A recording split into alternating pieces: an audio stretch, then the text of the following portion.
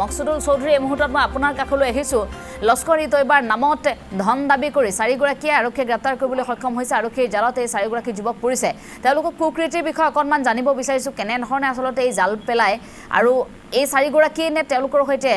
আৰু কোনো লোক জড়িত হৈ আছিল আৰক্ষীয়ে সমগ্ৰ চক্ৰটো উৎখাত কৰিবলৈ পৰৱৰ্তী পদক্ষেপ কেনেধৰণে গ্ৰহণ কৰিব এই কথাখিনি আপোনাৰ জৰিয়তে জানিব বিচাৰিছোঁ এঞ্জেলা আৰক্ষীৰ যি তদন্তৰ অন্তত দেখিবলৈ পোৱা গৈছে আৰক্ষী অধীক্ষকগৰাকী যিটো হৈছে যে এই যি চক্ৰৰ আৰু দুইগৰাকী সদস্য এই মুহূৰ্তত বহিৰাজ্যত পলাতক আছে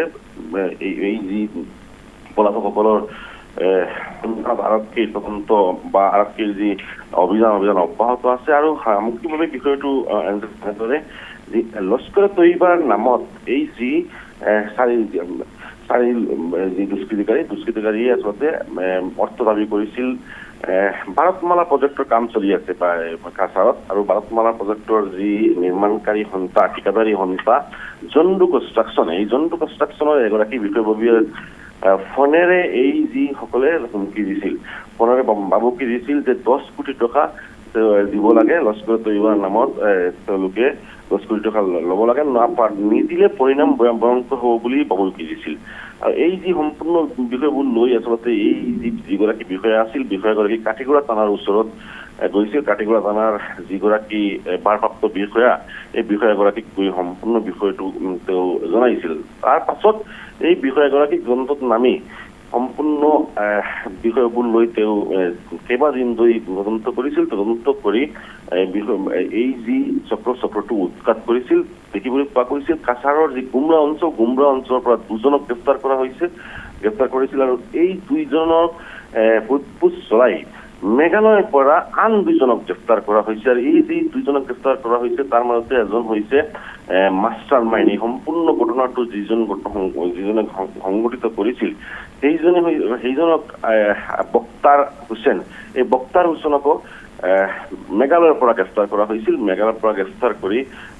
যি সোধপোছ প্ৰক্ৰিয়া বা আন যিসমূহ তদন্ত প্ৰক্ৰিয়া চলাইছিল আৰক্ষী নিশ্চিত হৈছিল যে এই যি চাৰিগৰাকী গ্ৰেপ্তাৰ কৰা হৈছিল চাৰিগৰাকীক আচলতে কোনো ধৰণৰ লস্কৰ তৈবাৰ সৈতে কোনো ধৰণৰ সম্পৰ্ক নাই এইসকল হৈছে নিশ্চয় এক দুষ্কৃতিকাৰী হয় কাছাৰ বা মেঘালয় অঞ্চলত বিভিন্ন অপৰাধমূলক ঘটনা সংঘটিত কৰি থাকে এইসকলে আৰু শেহতীয়াভাৱে লস্কৰ তৈবাৰ যি সন্ত্ৰাসবাদী সংগঠন এই সংগঠনৰ নামত আচলতে জন্ডু কনষ্ট্ৰাকশ্যনৰ বিষয়াক ভাবুকি দি বয় দেখাই আচলতে তেওঁলোকে অৰ্থ সংগ্ৰহ কৰাৰ যি আচলতে ফন্দি তেওঁলোকে ৰচিছিল বা তেওঁলোকৰ উদ্দেশ্য এইটোৱে আছিল 10 কোটি টকা দাবী কৰিছিল কিন্তু শেহতীয়াভাৱে আৰক্ষী জিম্মাত এই মুহূৰ্তত আছে আৰক্ষী সম্পূৰ্ণ বিষয়বোৰ এই মুহূৰ্তত যি তদন্ত প্ৰক্ৰিয়া অব্যাহত ৰাখিছে এই চাৰিগৰাকীক যি সোধপোছ চলাই আৰু দুইগৰাকীৰ যি দুইগৰাকীৰ তথ্য আৰক্ষীয়ে উলিয়াইছে এই দুইগৰাকীৰ যি সন্ধানত আৰক্ষীয়ে অভিযান অব্যাহত ৰাখিছে এই মুহূৰ্তলৈকে শেহতীয়া যি খবৰ আৰক্ষীৰ ওচৰত দিয়া হৈছে যে এই দুই লোক আচলতে বহিৰাজ্যত পলাই গৈছে আৰক্ষীৰ চকুত তুলি দি আৰু এই দুইগৰাকী গ্ৰেপ্তাৰৰ কাৰণে আৰক্ষীয়ে যি জাল ইতিমধ্যে বিচাৰিছে খুব সোনকালে এই দুইগৰাকীক আচলতে আৰক্ষীয়ে গ্ৰেপ্তাৰ কৰিব পাৰিব বুলি ইতিমধ্যে নিশ্চয় আমি আপোনাক ধন্যবাদ জনাইছোঁ সবিশেষ জনোৱাৰ বাবে আছিল বৰাক ভেলী ব্যুৰ মকসুদুল চৌধুৰীয়ে ইতিমধ্যে জনাইছে কাছাৰত সংঘটিত হোৱা ভয়ংকৰ ঘটনাৰ সবিশেষ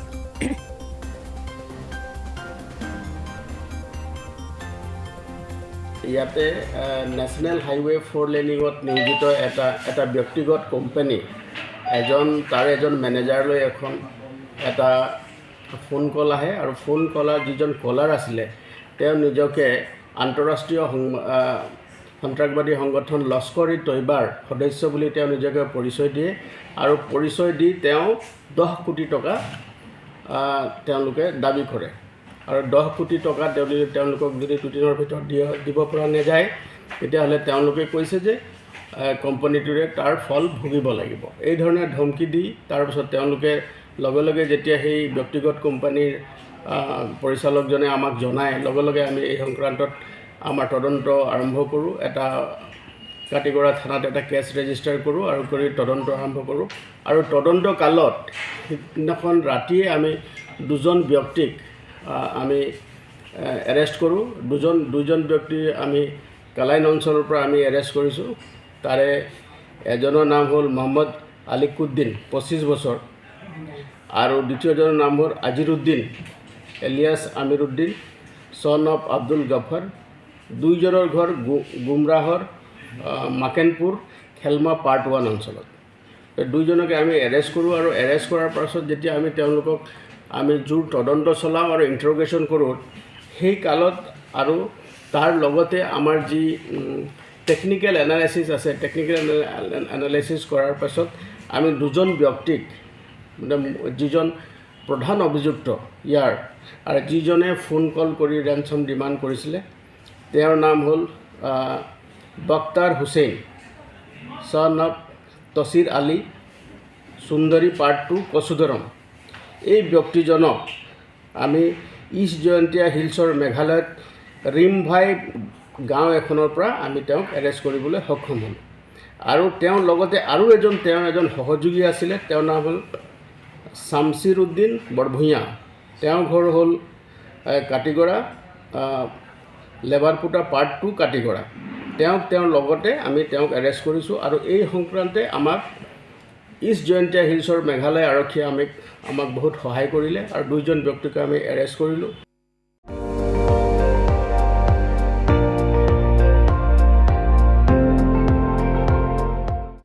আপুনি চাই আছে ND24 সৰ্বশ্ৰেষ্ঠ নহয় সৰ্বোত্তমৰ দৌৰত